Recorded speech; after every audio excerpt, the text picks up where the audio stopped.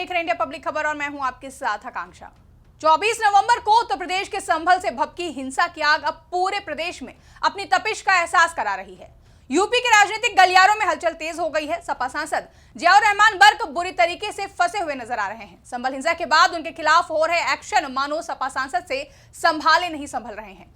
पहले बिजली चोरी के मामले में सपा सांसद के खिलाफ एफआईआर दर्ज हुई, तो वहीं दूसरी ओर अब सपा सांसद पर बिजली चोरी का आरोप के चलते सपा सांसद के घर की बिजली ही काट दी गई है। दरअसल बिजली चोरी पकड़े जाने के बाद बिजली विभाग ने सपा सांसद के घर का बिजली कनेक्शन काट दिया था, तो वहीं अब एक बार फिर से सपा सांसद जियाउर रहमान बर्क बिजली चोरी के मामले में बुरी तरह से घिरते हुए नजर आ रहे हैं। साथ ही संभल मामले पर पूरे विवाद को लेकर राजनीतिक बयानबाजी भी थमती नजर नहीं आ रही है। लेकिन इन सब के बीच बड़ी बात तो यह है कि कथित तौर पर बिजली चोरी के आरोपी सपा सांसद जियाउर रहमान बर्क खुद जिला विद्युत समिति के अध्यक्ष भी हैं। ये वो कमेटी है जो जिले में बिजली चोरी रोकने के लिए बनी है। बता दें कि बीते दिनों संभल हिंसा मामले में उपद्रवियों की धरपकड़ के सिलसिले में पुलिस प्रशासन नखासा थाना इलाके में ताबड़तोड़ एक्शन कर रही थी और छापे मार रही थी। इस दौरान बिजली चोरी की शिकायतें सामने आई, तो बिजली चोरी को पकड़ने के लिए ताबड़तोड़ एक्शन शुरू हुए।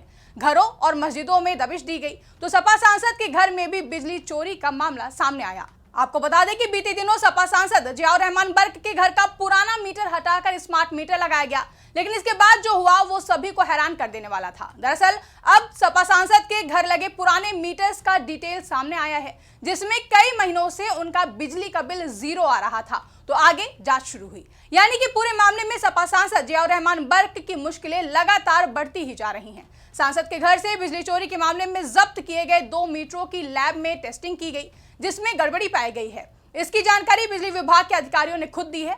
अधीक्षण अभियंता सुप्रीत सिंह ने बताया कि सांसद के घर से 2 मीटर बरामद किए गए थे, जिसमें से एक सांसद जियाउर रहमान बर्क के नाम पर था और दूसरा सांसद के दादा के नाम पर था। दरअसल संभल में हुई हिंसा को लेकर सूबे की सियासत में लगभग 1 महीने से उठापटक मची हुई है और इस बीच संभल के सपा सांसद जियाउर रहमान बर्क पर हुई एफआईआर से लेकर वहां मिलने वाले मंदिर, कुएं, बिजली चोरी को लेकर होने वाली चेकिंग और बिजली चोरी को रोकने के लिए प्रशासन की ओर से चलाया जाने वाला अभियान और अब जियाउर रहमान बर्क पर लगने वाले बिजली विभाग के जुर्माने की चर्चा बड़े ही जोर शोर से हो रही है। अभी कुछ दिन पहले ही प्रशासन की टीम के साथ ही एएसआई की टीम ने सम्राट पृथ्वीराज चौहान की बावड़ी का दौरा किया था। आज ये बावड़ी बदहाल अवस्था में है और सिर्फ 1.5 मंजिला ही बची है, लेकिन आज से 130 साल पहले हालात अलग थे। वहीं मीडिया रिपोर्ट्स की माने तो अपनी पड़ताल के दौरान आर्कोलॉजिकल सर्वे ऑफ इंडिया की साल 1891 की रिपोर्ट मिली है, जिसमें संभल में स्थित सम्राट पृथ्वीराज चौहान की बावड़ी का जिक्र किया गया है। एएसआई की तत्कालीन अधिकारी एलियांस एंटर फरहर की 1891 में लिखी गई द मॉन्यूमेंटल एंटिकिटीज एंड इंस्क्रिप्शन के पेज 38 पर बताया गया है कि संभल के पश्चिमी हिस्से में एक 3 मंजिला बावड़ी स्थित है, जिसे हिंदू काल में मोटे और बड़े पत्थरों से बनाया गया है। साथ ही बावड़ी के आसपास हरा भरा बगीचा भी मौजूद है। ऐसे में एएसआई की इस रिपोर्ट से साफ होता है कि आज बावड़ी की असल लंबाई 3 मंजिला की है, जो कि आज सिर्फ 1.5 मंजिल की बची हुई है। हालांकि बीते दिनों बावड़ी का निरीक्षण करने के बाद संभल के डीएम डॉक्टर राजेंद्र पेंसिया ने मीडिया को बताया था कि उनकी कोशिश है कि जल्द ही एएसआई की टीम के मार्गदर्शन में सम्राट पृथ्वीराज चौहान की बावड़ी की खुदाई शुरू हो जाए। तो वहीं अब सांसद जियाउर रहमान बर्क के घर से जो 2 मीटर बरामद किए गए थे, उन दोनों ही मीटरों को लैब में टेस्टिंग के लिए ले जाया गया है, जिसमें भारी गड़बड़ी पाई गई है, जिसे लेकर अधिकारियों ने बताया है कि सबसे पहले सांसद जी का मीटर टेस्ट किया गया, लेकिन जब उनकी एमआरआई की गई है तो उसमें कुछ कमी पाई गई है। उसमें 30 जुलाई 2024 से 13 दिसंबर 2024 तक वोल्टेज 0 आया है, करंट भी 0 है, कंजप्शन भी 0 है। अधिकारी ने दावा किया कि मीटर में जब सारी चीज 0 आ रही है तो कहीं ना कहीं कुछ हुआ है। दूसरा मीटर उनके दादाजी के नाम पर था, उसमें भी टेम्पर पाया गया है, उसकी भी जांच की जा रही है। वहीं बिजली विभाग के अधीक्षक अभियंता सुप्रीत सिंह ने संवाददाताओं को बताया कि दोनों मीटर पहले ही काट दिए गए थे और गुरुवार को अधिकारियों और सांसद के प्रतिनिधियों की मौजूदगी में उनका निरीक्षण किया गया।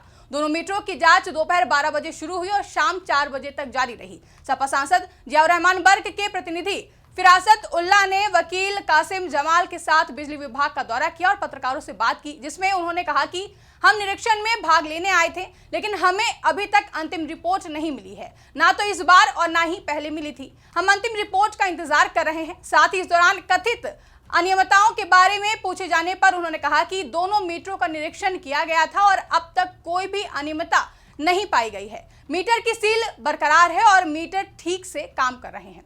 एक और जहां सपा सांसद जियाउर रहमान बर्क के प्रतिनिधि फिरासत उल्लाह ने दोनों मीटरों में कोई भी अनियमितता ना पाए जाने का दावा किया है, तो वहीं दूसरी ओर अधिकारियों ने फिरासत उल्लाह के बयान को गलत बताते हुए कहा कि मीटर की भौतिक स्थिति सामान्य दिख रही थी, लेकिन एमआरआई रिपोर्ट में जो सामने आए हैं उसमें शून्य खपत दिखाई गई है, जो बिजली चोरी के संकेत हैं। उन्होंने कहा कि अंतिम रिपोर्ट के आधार पर आगे की कानूनी कार्रवाई की जा सकती है। बता दें कि संभल में पिछले 24 नवंबर को शाही जामा मस्जिद के सर्वे के दौरान हुई हिंसा के चलते काफी भगदड़ और काफी बहस, राजनीतिक चर्चाएं भी देखने को मिली, जिसमें 4 लोगों की मौत हो गई थी।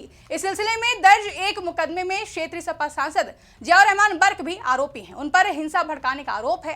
हालांकि उन्होंने आरोपों को निराधार बताते हुए मामले को रद्द करने के लिए अदालत का दरवाजा भी खटखटाया है। सपा सुप्रीमो अखिलेश यादव भी पूरे मामले को लेकर सांसद जियाउर रहमान बर्क के सपोर्ट में खड़े दिखाई दे रहे हैं और बीजेपी पर सपा सांसद को झूठे केस में फंसाने का आरोप लगा रहे हैं। तो वहीं अब संभल में अभी भी प्राचीन इतिहास के मिलने का सिलसिला लगातार जारी है, जहां अब तक चंदौसी में बावड़ी के अलावा एक प्राचीन कुआं और तीर्थ भी मिल चुका है। वहीं संभल में शाही जामा मस्जिद से 280 मीटर प्रशासन को संभल के 19 महत्वपूर्ण कूपों में से एक मृत्यु कूप भी मिला है। ऐसे में अब देखना दिलचस्प होगा कि संभल में अभी ऐसे ही और क्या खुलासे सामने आने वाले हैं। साथ ही देखना यह भी दिलचस्प होगा कि सपा सांसद जियाउर रहमान बर्क खुद को इस पूरे मामले में कैसे सही साबित करते हैं और समाजवादी पार्टी के राष्ट्रीय अध्यक्ष अखिलेश यादव इस पूरे मामले में सपा सांसद बर्क को बचा पाने में सफल होंगे या फिर नहीं। आपको क्या लगता है, कमेंट करके हमें जरूर बताएं। साथ ही ऐसी तमाम बड़ी खबरों के लिए हमारे YouTube चैनल को सब्सक्राइब करना ना भूलें।